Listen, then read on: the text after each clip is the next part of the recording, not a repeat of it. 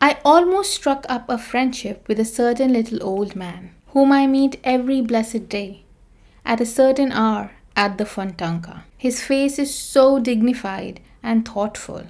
He is always whispering under his breath and gesticulating with his left hand, while in his right hand he holds a long, gnarled walking stick with a golden knob. He's even noticed me and shows a cordial concern for me. Should it happen that I am not at the same place on the Fontanka at a certain hour, I am positive that he would be crestfallen. That's why we sometimes almost greet each other, particularly when we're both in a good mood.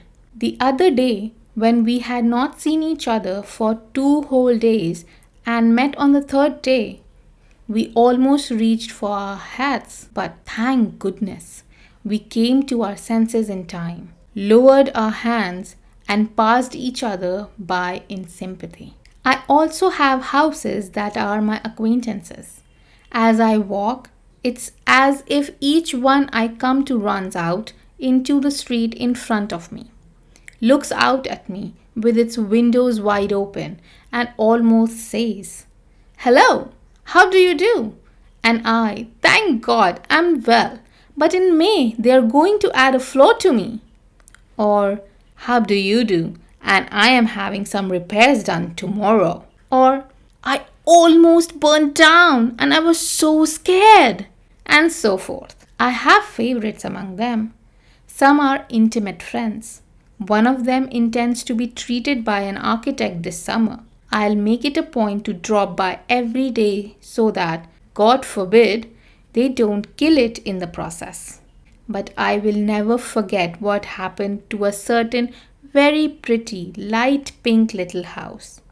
It was such a sweet little stone house. It looked at me so cordially and so haughtily at its ungainly neighbors that my heart would rejoice when I chanced to walk past. Suddenly, last week, I was walking down the street, and upon turning to look at my friend, I heard a plaintive cry. "But they are going to paint me yellow."